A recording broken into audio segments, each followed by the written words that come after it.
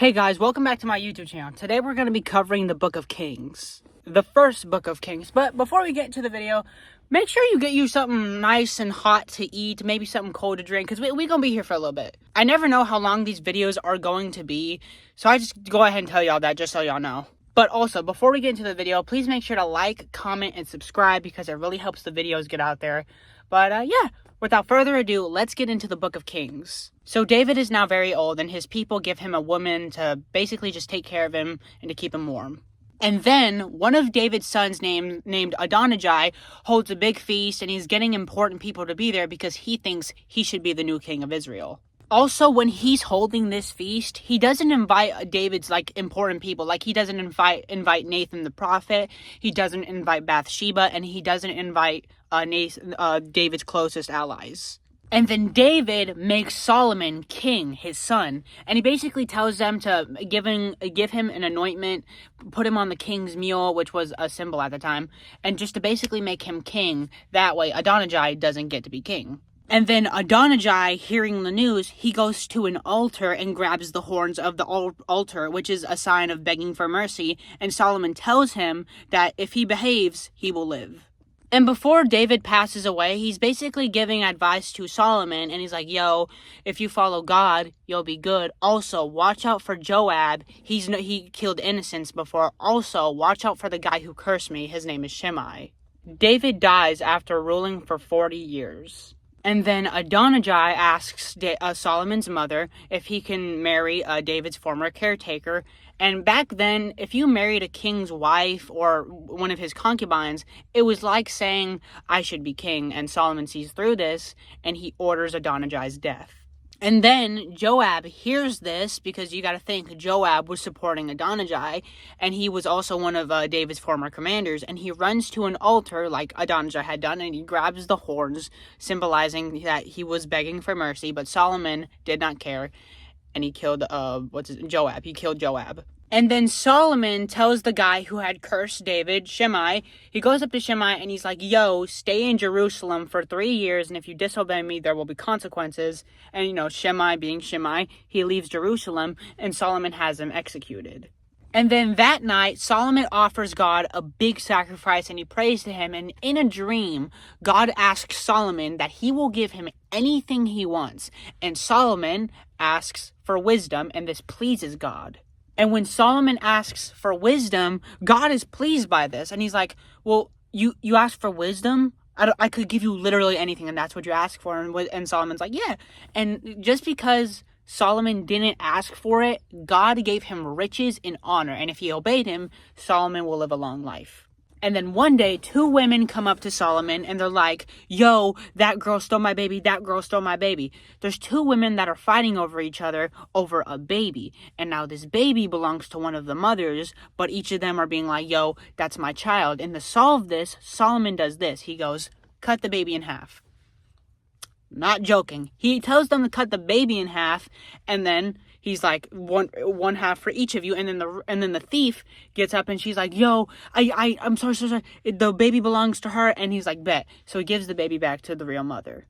Solomon then organizes his kingdom. His wisdom becomes famous, and he writes 3,000 proverbs and 1,005 songs, and people from all nations come to hear him.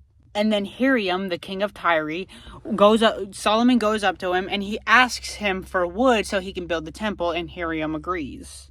And they basically traded wood for food. And then Solomon gathers workers, and he gathers a bunch of things, and it takes 7 years to build the temple. And this was going to be the first permanent house of God. Before this, people worshipped in a tent, which was the tabernacle.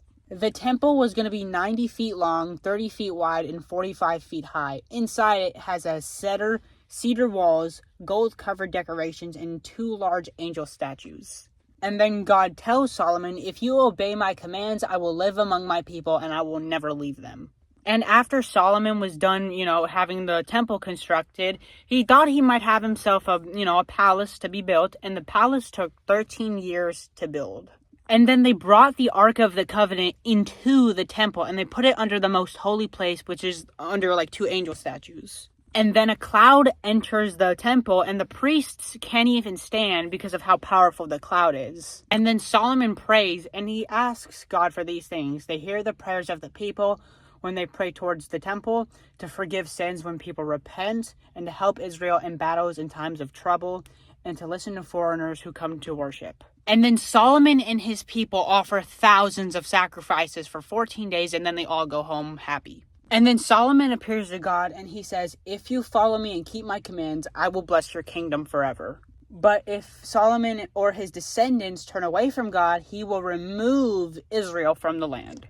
As Solomon builds his kingdom, he also builds ships so he can trade between other nations. And then Solomon makes a deal with Horeb, the guy I mentioned earlier, and he gives him 20 cities in Galilee in exchange for resources. And then Horeb doesn't like that, and he calls them Kabul, which means worthless. And then Solomon uses forced labor. So he uses people that, Israel had conquered earlier, and he uses them to build, for example, the temple, his palace, and a bunch of other places. And then the Queen of Sheba pulls up to Solomon, and she basically wants to test his wisdom, and she brings riches and gold and gifts and stuff like that. And then Solomon answers all of her questions, and the Queen of Sheba gives him gifts and rewards him and gives him stuff like that. And Solomon is now loaded. He has so much, it's honestly, you can't even talk about it. It's not even, he has rich, I'm about to read it to you. Solomon's kingdom is wealthy beyond imagine. He has huge amounts of gold, precious stones, and rare items.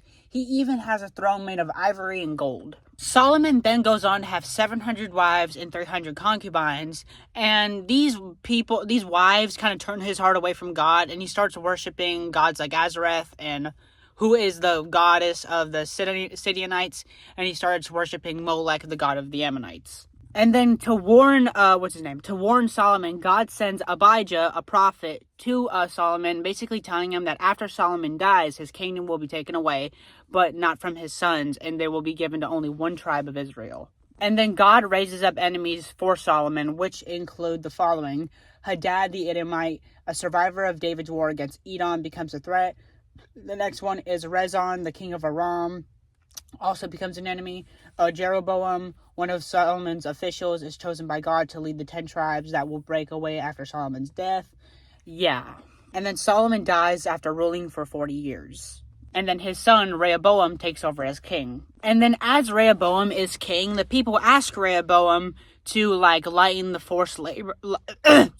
lighten the forced labors because it had been really hard on them. And then Rehoboam goes to the elders, and then he goes to the young men. He asks the elders, what should I do? And the elders tell him to be kind and to lighten the load a little bit. He goes to the young men, and the young men tell him that he should be rough, he should just be mean, and that he should not lighten the load. And then he takes the young men's advice, and he tells the people, my father was harsh, but I will be even harsher. And then Israel rebels, and then Jeroboam, which, what was Solomon's former servants, becomes the leader of all of this, and basically a whole rebellion starts. And then Rehoboam decides to go to war with the northern tribes, but then God sends a prophet to him telling him not to. And then Jeroboam leads the people of Israel into idol worship, and then God sends a prophet to Jeroboam saying that if he does not, or he will be punished for his sins and leading Israel into idolatry. And then Jeroboam tries to arrest the prophet, but as he tries to do it, his hands start to shrivel up.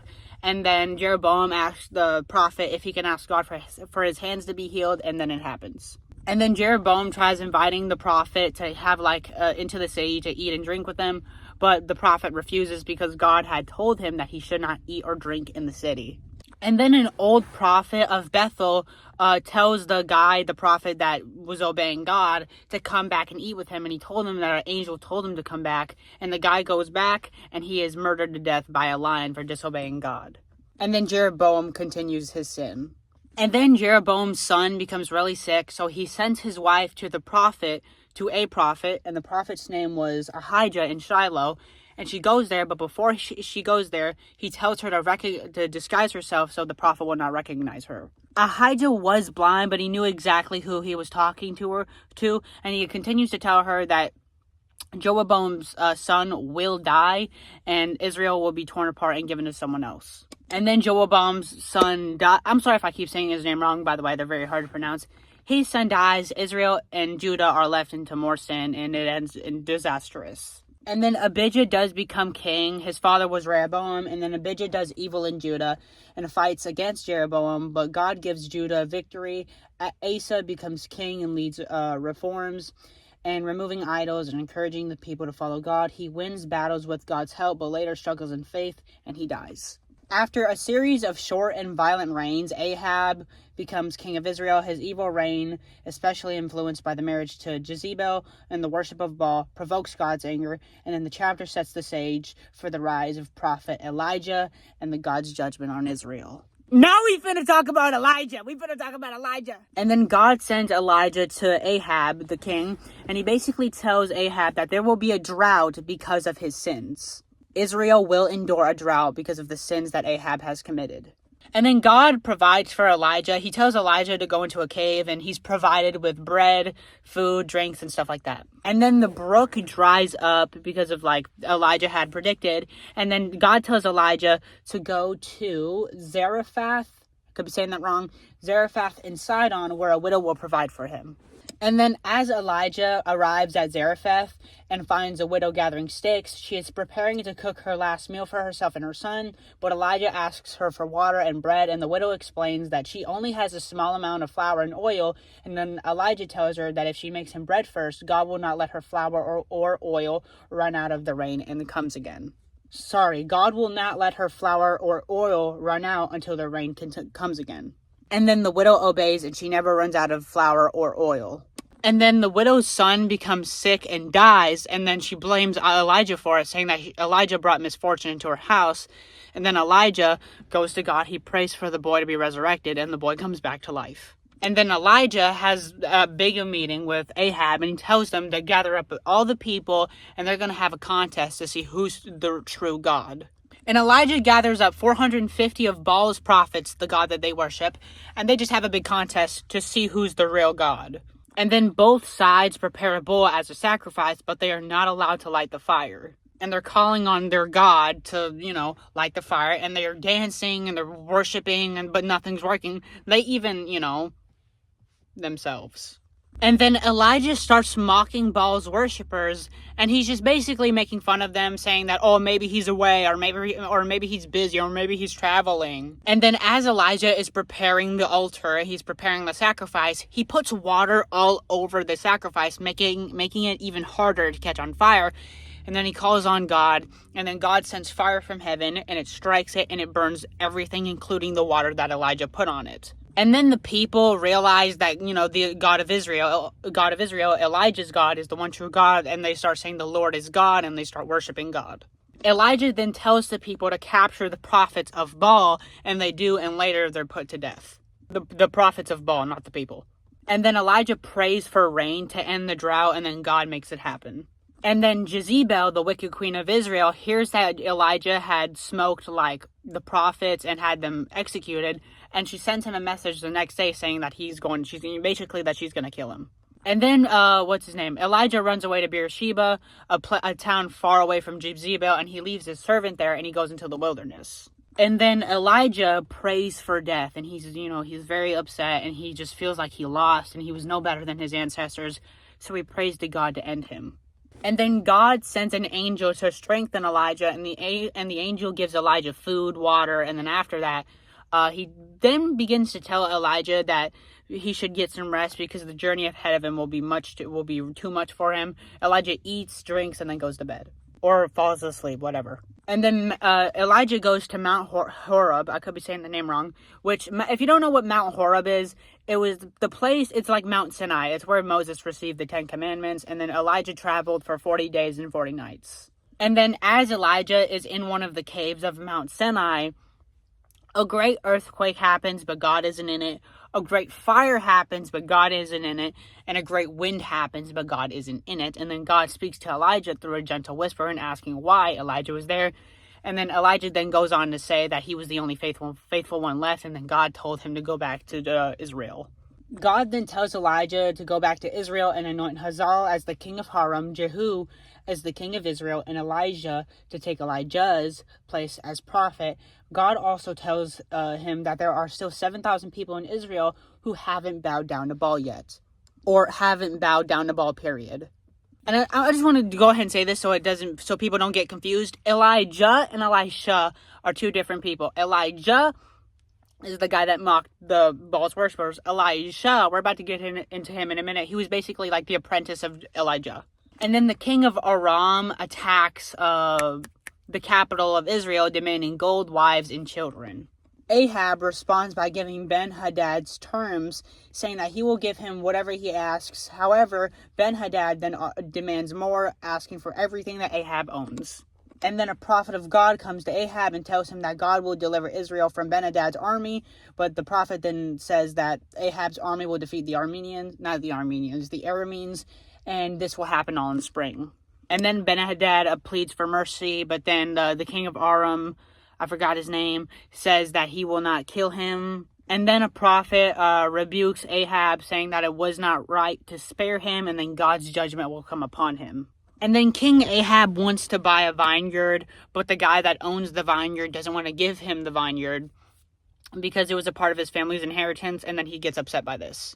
And then he goes to Jezebel, his wife, about it, and then she mocks him for being sad, and then she writes a note in Ahab's name telling them to kill the guy who owns the vineyard, and, long story short, he gets the vineyard. And then God sends Elijah to them to basically confront them about what they did, and he goes on to say that Ahab, the king of Israel at the time, is going to be...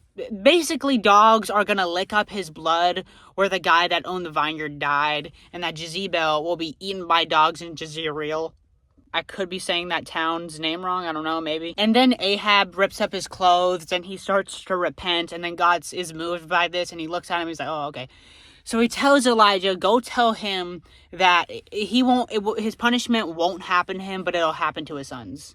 And then Ahab and Jehoshaphat join forces to fight against the Arameans. Ahab listens to the false prophets, but eventually hears from Micaiah, who prophesies Israel's defeat and Ahab's death. Despite the warning, Ahab goes into the battle and is mortally wounded by a random arrow. His death fulfills Elijah's prophecy, and then Jehoshaphat continues to rule Judah, but dies, and his sons Jehoram becomes king, and Arabs become kings Arab. I'm so sorry, y'all. He becomes king. Ahab's reign ends in tragedy and showing the consequences of rejecting God's word. And that is the end of the first book of Kings. But yeah, that was the end of the first book of Kings. If you guys want me to do the second book of Kings, please make sure to like, comment, and subscribe, because these videos actually take a really long time to make. Also, these videos might start taking more to actually upload, because now we're starting to get into the books that are like 60, 50, 40 chapters long. So please, have some patience if the videos aren't really getting uploaded as fast. Yeah. But yeah, I hope you enjoyed today's video. Please make sure to like, comment, and subscribe. I thank you, I love you, and God bless.